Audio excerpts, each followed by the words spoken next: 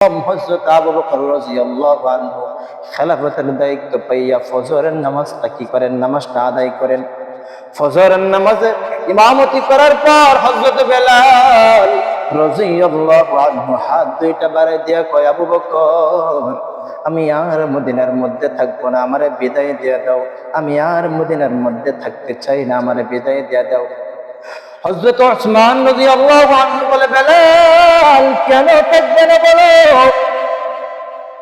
তোমার সম্পত্তি না, এই জন্য তোমার মদিনায় থাকতে মনে চায় না, কোনো সমস্যা নাই। আমি ওসমান তোমাকে আমার সম্পদ থেকে কিছু সম্পদ দেব, এরপরেও থাকো। হযরত ওমর ফারুক আযম রাদিয়াল্লাহু আনহু বেলালকে ডাক দিয়া বলে, রে বেলাল, নবীজি যখন থাকতো তখন মনে হয় নবীজির কাছ থেকে টাকা পয়সা নিয়ে চলতা। এখন তো নবীজি দুনিয়া থেকে বিদায় নিয়ে চলে গেছে, এখন কার কাছ থেকে টাকা পয়সা নিয়ে চলবা? এই জন্য মনে হয় তুমি মদিনা ছেড়ে চলে যাইতে চাও। হযরত বেলাল বলে, না না না। হযরত আবু বকর রাদিয়াল্লাহু আনহু বেলালকে ডাক দিয়ে কয়, বেলাল, তোমার যদি মনে চায়, তুমি যদি রাজি থাকো, তাহলে আমি তোমাকে বাইতুল মাল থেকে মসজিদে নববীর মুয়াজ্জিন হিসাবে বেতন ভাতার ব্যবস্থা করে দেই। তোমার যখন যা প্রয়োজন হবে তুমি এখান থেকে নিয়ে চলবা, কোনো সমস্যা নাই। বেলাল ডাক দিয়া কই, সাহাবায়ে কেরাম, না না, এগুলো আমার কোনো কিছুর প্রয়োজন নাই। আজকে আমার নবী আমার দুনিয়ার মধ্যে নাই, আমি বেলাল মদিনায় থেকে কি লাভ হবে?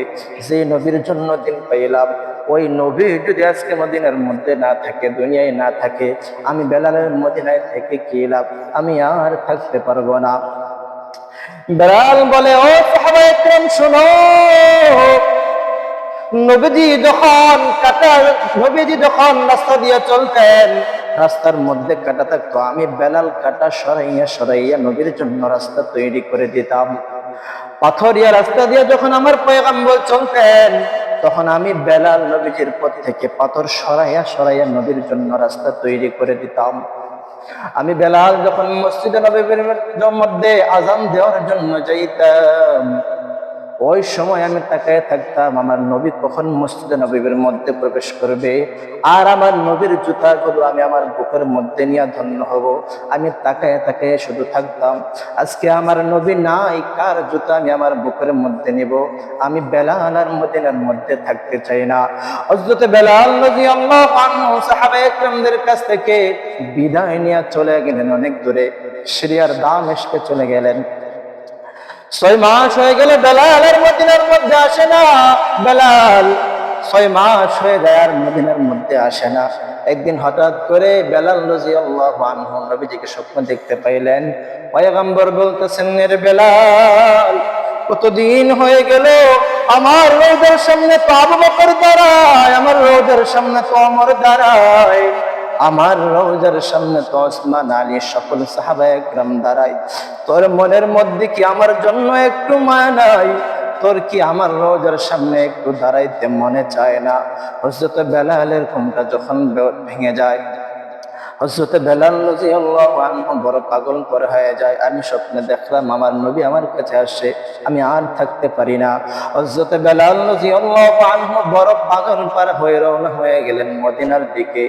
মদিনার অলিতে গলিতে বেলাল হাঁটে, ছোট ছোট বাচ্চারা দেখে বলে, মাগো, ওই যে দেখো বেলাল আসছে মদিনার মধ্যে। কতদিন হয়ে গেল বেলাল মদিনা থেকে চলে গিয়েছিল, আমার নবী যখন চলে গিয়েছিল বেলালও মদিনায় থাকে না, চলে গিয়েছে। আজকে বুঝি বেলাল মদিনায় আসে, আমার মনে হয় আমার নবীও আসবে। ছোট ছোট বাচ্চারা এই বলে বলে নিজেদেরকে সান্ত্বনা দেয়। হযরত বেলাল রাদিয়াল্লাহু নবীজির সামনে, নবীজির রওজার সামনে দাঁড়াইয়া কয়, পয়গম্বর, আপনার গোলাম আপনার সামনে হাজির, আপনার বেলাল আপনার সামনে হাজির, কেন ডাকছেন আমারে বলেন না?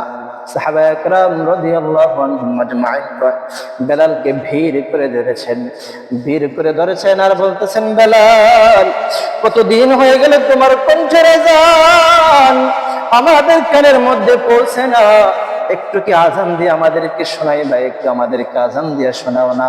সাহাবায়ে একরাম বলো, পাগল পারা বেলালের কণ্ঠের আজান শুনবেন? নবীজির বানানো মুয়াজ্জিন বেলালের কণ্ঠের আজান প্রতিদিন হয়ে গেল, সাহাবায়ে একরাম শুনে না। সাহাবায়ে একরাম এত বারবার রিকোয়েস্ট করতেছেন, কিন্তু বেলালের মনটাকে গোলাইতে পারে না। বেলাল বলে, না না, আজকে যদি আমি আজান দেই আমার নবী আর ইমামতি করবে না, আমি আজান দিয়ে কি লাভ, আবার নবী যদি ইমামতি না করে।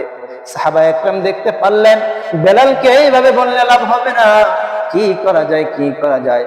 নবীজির নাতি হাসান হুসাইনের কাছে চলে গেলেন। সাহাবায়ে একরাম পরামর্শ করলেন, আমাদেরকে দিয়ে মনে হয় হবে না, চলো না একটু হাসান হুসাইনের কাছে যাই, ওদেরকে দিয়ে ছোট দুই ভাইকে দিয়ে বলাই দেখি বেলালকে আজান দেওয়া যায় কিনা। হাসান হুসাইনকে যখন যাইয়া শিখাইয়া দেয় হাসান হুসাইন, বেলালের কাছে একটু ভালো না, কতদিন হয়ে গেল বেলালের কণ্ঠের আজান আমাদের কানের মধ্যে আসে না। সবার তো মনে চায় বেলালের কণ্ঠের আজান শুনতে, কিন্তু বেলাল তো আজান দেয় না। তোমরা যাই একটু বলো না, দেখি বেলাল আজান দেয় কিনা। নবীজির দুই নাতি হাসান হুসাইন রাদিয়াল্লাহু আনহু বেলালের হাত ধরে ডাক দিয়ে কয়, নানার মুয়াজ্জিন, কতদিন হয়ে গেল তোমার কণ্ঠের আজান আমার কানের মধ্যে আসে না, একটু কি আজান দিয়ে আমাদেরকে শোনাইবা।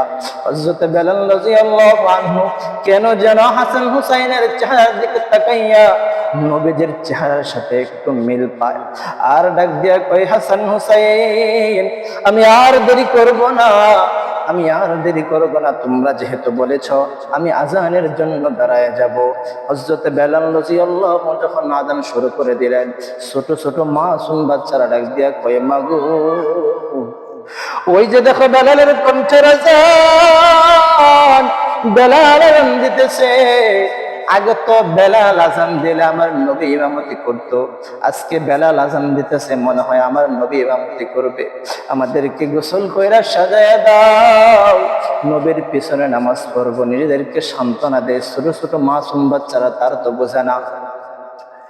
যখন হযরত বেলাল রাদিয়াল্লাহু আনহু আজান দিতেছেন, আল্লাহু আকবার, আল্লাহু আকবার, আশহাদু আল্লা ইলাহা ইল্লাল্লাহ কালিমাতগুলো যখন বলতেছিলেন, একটা পর্যায়ে যখন আমার মায়ের নবীর নামটা চলে আসে, আশহাদু আন্না মুহাম্মাদুর রাসূলুল্লাহ, যখন পয়গম্বরের নাম চলে আসে, বেলাল একটা চিৎকার দিয়া বেহুশ হইয়া জমিনের মধ্যে পড়ে যায়।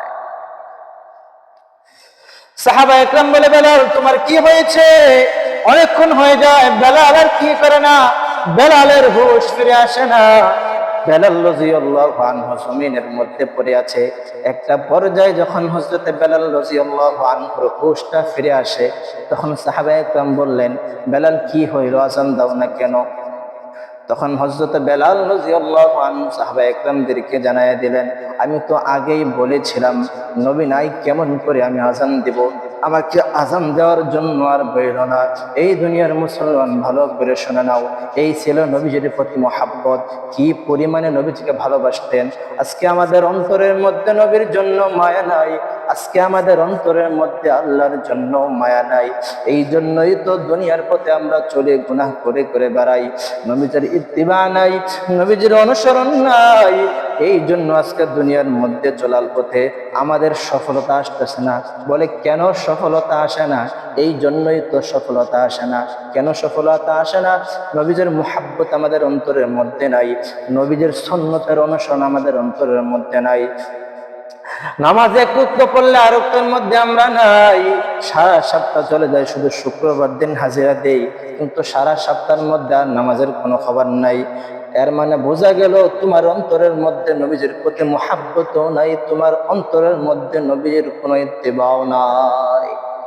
এই দুনিয়ার মুসলমান, দুনিয়াতে চলার পথে নবীজির মুহাব্বত অন্তরের মধ্যে ঢুকাইয়া নবীদের ইত্তিবা করে করে যে দুনিয়া থেকে বিদায় নিয়ে যাইতে পারো, তাহলে তোমার জীবনটা সুন্দর হয়ে যাবে। আর এই দুনিয়া কয়েকদিন থাকবো, অল্প কয়েকদিনের জন্য আসছি, যে এই দুনিয়ার জীবন শেষ, বাকি যে জীবনটা শুরু হবে ওটা শুরুটা আছে, কিন্তু শেষ কোনোদিন শেষ হবে না। এটা শুরু আছে, শেষ। আবার শেষও হয়ে যাবে কয়দিন। এই যে আমাদের সামনে থেকে গতকালকে আমাদের একজন ভাই, একজন মানুষ দুনিয়া থেকে বিদায় নিয়ে চলে গেল। কে জানতো এত কম বয়সে তার মৃত্যু হয়ে যাবে? কে জানে? কেউ জানে না। কিন্তু আজকে আমরা আমাদের জন্য আমাদের অন্তরের মধ্যে নবীর মুহাব্বত নাই, আর আখিরাতের সামানা যে আমরা নিয়ে যাব এই ফিকিরটা আমাদের অন্তরের মধ্যে নাই। যদি থাকতো তাহলে আমাদের জীবনটা এমনিতে সুন্দর হয়ে যেত। রাসূলের আদর্শিত হইয়া যদি আমরা আমাদের জীবনটাকে চালাইতে পারি দুনিয়ার মধ্যে, আমরা দুনিয়ার মধ্যে সফল, আখিরাতের মধ্যে সফল। কিন্তু রাসূলের অনুসরণ করে যদি না যাই তাহলে এই দুনিয়া আমাদের জন্য বেফল, আখিরাত আমাদের জন্য বেফল হয়ে যাবে।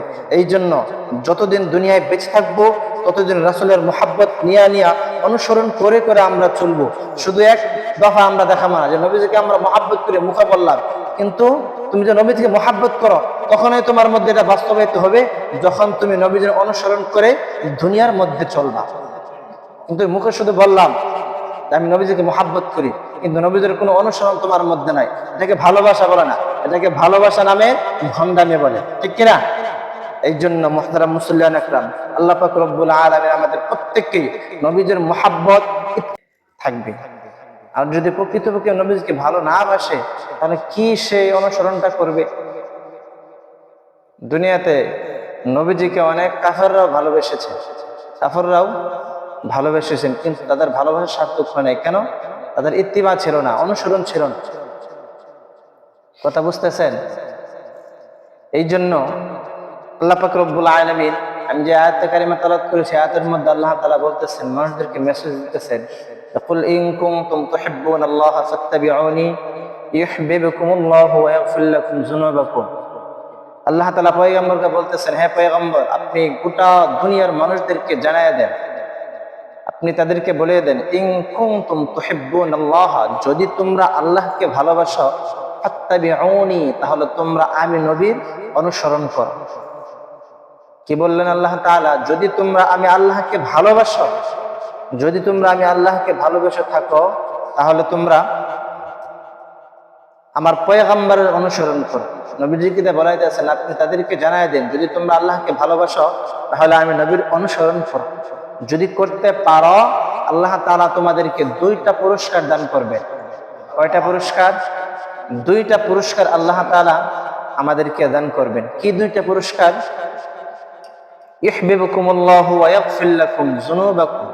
1 নাম্বার পুরস্কার হলো আল্লাহ পাক রব্বুল আলামিন ভালোবাসবেন। 1 নাম্বার পুরস্কার আল্লাহ তাআলা মুমিন বান্দাদেরকে ভালোবাসবেন। 2 নাম্বার পুরস্কার হচ্ছে আল্লাহ পাক রব্বুল আলামিন তার জিন্দেগীর গুনাহগুলো মাফ করে দিবেন। এই জন্য মুহতারাম মুসল্লিয়ান একরাম, দুনিয়াতে চলার পথে আল্লাহকে যারা ভালোবাসে, নবীজির মুহাব্বত, নবীজির ইত্তিবা অবশ্যই করা লাগবে।